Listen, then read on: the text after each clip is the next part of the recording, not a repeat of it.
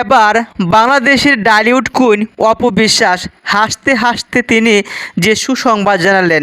আমরা জানি কান্নার পরেই হাসি আসে।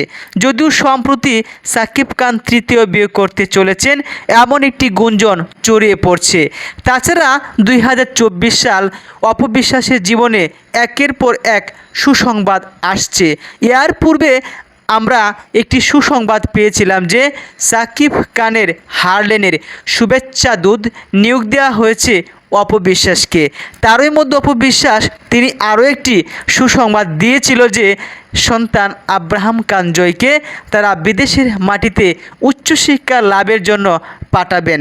সেই সুযোগটা মূলত এভাবে মিলেছে যে সাকিব খান এবং অপু বিশ্বাসের পরিবার এবং সাকিবের পরিবার তারা যৌথভাবেই সন্তান আব্রাহাম খান জয়কে দেশের বাইরে রাখবেন।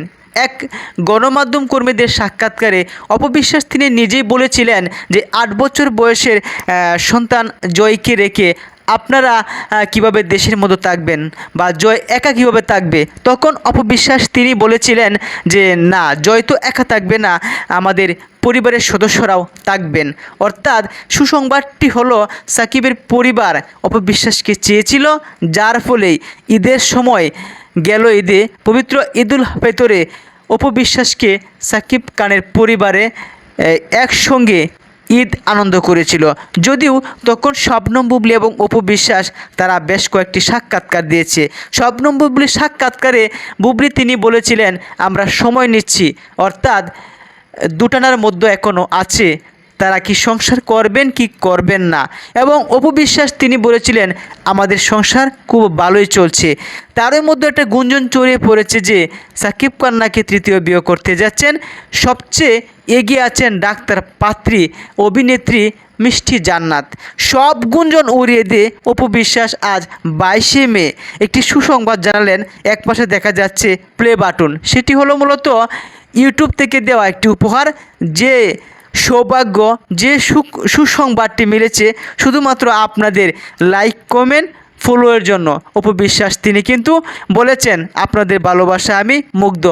এতটাই তিনি উচ্ছ্বসিত যে এতটাই তিনি আজকে এক্সাইটেড, তিনি কিছু বোঝাতে পারছেন না। প্রিয় দর্শক শ্রোতা, তারই মধ্যে এই হাসির পেছনে আড়ালে লুকিয়ে থাকার সুসংবাদটি হলো অপু বিশ্বাসের পেজে 10 লক্ষ মিলিয়ন হয়েছে। এর পূর্বে সেই সুসংবাদটি জানিয়েছিল, তবে আজকে সুসংবাদটি হলো তিনি পেয়েছেন প্লে বাটন। মাত্র 3টি বছরের মধ্যে এই সৌভাগ্য মিলেছে।